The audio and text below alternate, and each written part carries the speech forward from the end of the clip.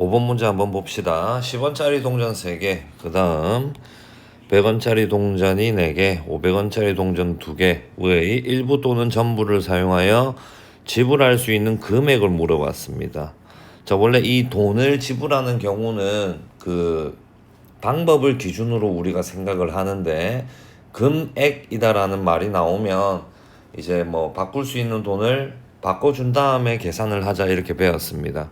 그래서 먼저 500원짜리 동전이 지금 2개가 있고, 그 다음에 100원짜리 동전이 4개가 있고, 그 다음 10원짜리 동전이 3개가 있습니다.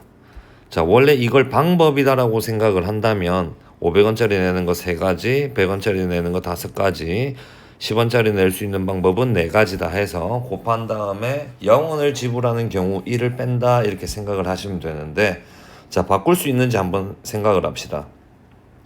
바꿀 수 있다라는 게 이 100원짜리로 지금 500원짜리를 표현할 수가 있는가라고 생각을 해야 하는데, 100원짜리가 4개밖에 없기 때문에 바꿀 수 없습니다.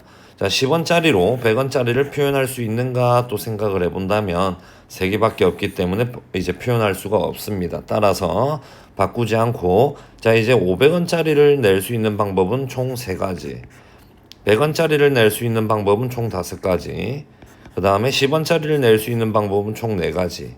따라서 토탈 60가지다라고 할 수 있는데, 이 0원을 지불하는 방법, 즉, 자, 500원짜리를 하나도 안 내고 100원짜리도 하나도 안 내고 10원짜리도 하나도 안 내는 그 방법 한 가지를 빼주셔서 59가지다라고 생각하시면 될 겁니다. 자, 6번으로 한번 가보겠습니다. 0, 1, 2, 3, 4 5장의 숫자 카드를 이용해서 21,000보다 큰 숫자의 개수를 물어보았습니다. 케이스 분류를 좀 해볼 건데요. 자, 첫 번째 케이스는 2, 하나, 둘, 셋, 넷 나열한다라고 생각할 겁니다. 자, 일단 그러면 4팩토리얼이다라고 생각할 수 있는데, 4팩에서 2, 0으로 시작했다라고 생각을 할 겁니다. 그럼 얘는 21,000보다는 작다라고 할 수 있기에 3팩의 경우를 뺀다라고 생각을 할 겁니다. 자, 4팩 24가 되고 3팩 6입니다. 따라서 18가지다라고 볼 수가 있겠지요. 자, 그 다음에 이제 두 번째 케이스부터는 신경 써줄 게 없는데, 3, 하나, 둘, 셋, 넷 나열한다 생각하면 4팩일 거고요. 그 다음에 세 번째 4, 하나, 둘, 셋, 넷 나열된다라고 생각하셔도 4팩입니다. 자, 이래서 첫 번째, 두 번째, 세 번째 케이스 구해서 다 더해 주시면 답이다라고 하실 수가 있을 겁니다. 자, 그 다음 7번 가봅시다. 자, 3개의 평행선과 4개의 평행선이 만나고 있는데, 이 직선들로 만들어지는 평행사변형의 개수를 물어봤습니다. 엄청 간단하네요. 자, 세로줄 하나, 둘, 셋, 4개의 평행선 중에서 2개를 골라주시고요. 4C2다라고 볼 수가 있겠고, 그 다음 가로줄 하나, 둘, 3개의 평행선 중에서 또 2개를 골라줍니다. 3C2다라고 볼 수 있을 겁니다. 이 2개의 결과를 곱해 주셔가지고 표현해 주시면 답이다라고 하실 수 있었을 겁니다. 자, 그 다음 8번으로 넘어가겠습니다. 자, 너희가 제일 싫어하는 증명하는 문제다라고 할 수 있는데, 자, NCR이라는 걸 팩토리얼로 표현을 한다라고 생각하면 R팩에 M-R팩 분의 M팩이다라고 표현할 수 있습니다. 자, 어떻게 하냐면, 자, NCR이니까 R팩 이 뒤에 거 따라가는 겁니다. 그 다음에 M-R팩 여기에서 얘 뺀다라고 생각하시면 됩니다. 중에서 M팩 앞에 있는 거다라고 생각하시면 이제 쉬울 겁니다. 다가가기가. 그래서 M-1CR을 팩토리얼로 표현을 하자면 R팩 분의 여기에서 얘를 빼서 M-R-1팩 분의 M-1팩 이다라고 할 수 있으니, 그 뒤에 있는 걸 똑같은 방향으로 가보자 이런 겁니다. 그래서 M-1팩을 일단 R-1팩, 그 다음 이제 M-1에서 R-1을 빼면 N-R팩이다라고 볼 수가 있을 겁니다.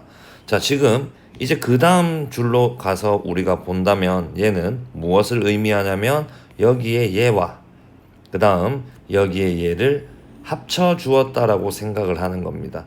그럼 어떻게 합쳐 주어야 되는가? 통분을 하셔야 될 겁니다. 통분을 할 건데 지금 공통분모를 R100, N-R100으로 하자라고 했기 때문에 자, 지금 이 다음 항을 생각을 해보면 N-R-1이니까 그 다음 항은 N-R입니다. 그래서 얘가 N-R100이다라고 하고 싶으면 분자 분모에 N-R을 이렇게 곱해 주셔야 된다라고 생각을 하실 수가 있을 겁니다.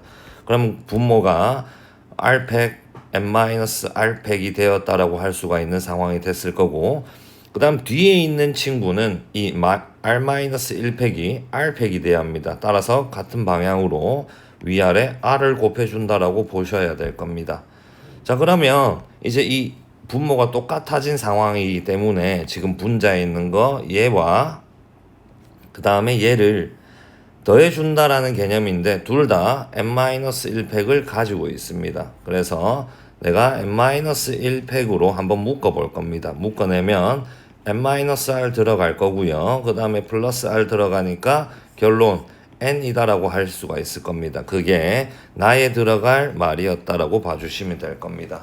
자, 그 다음은 이제 우리가 그냥 뭐 흐름으로 봐주시면 되니까 한번 보고 이해해 주시면 문제 없을 것 같습니다.